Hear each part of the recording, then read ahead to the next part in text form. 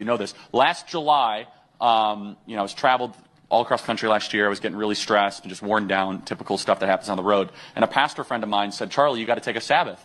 And I was like, oh, we're not bound by that commandment, whatever. And he really convicted me. So every Friday night, I take a Jewish Sabbath, turn off my phone, Friday night to Saturday night. The world cannot reach me, and I get nothing from the world. It will bless you infinitely. Now, I'm not saying you're bound by the law as a Christian. I'm not saying that that's something you have to do. I'm saying it will make your life better. It was important enough that God put it as one of the 10 commandments. And I will say, there's debate in some theological circles that we are bound to it because it predated the law. God rested after creation.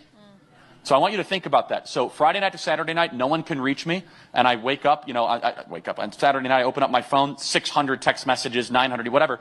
But it is the best 24 to 25 hours. And if every young person took a legitimate Sabbath from Friday night to Saturday night, I guarantee you, anxiety would go down, depression would go down, you'd actually spend time with people you care about, meaningful conversations would happen. So I challenge you, if you incorporate that in your life, there's no negative. The only negative would possibly be if you had to contact someone in an emergency. If it's an emergency, then fine, open up your phone. That's a separate conversation. Emergencies don't happen every week, and if they do, you got other problems, right? So take the Sabbath, take it seriously, and I think you should take a permanent Sabbath from TikTok. But you and I could talk about that at a different time. But I do want to say, the fact you're creating on it, good for you. I mean that. As a conservative, we need creators on it.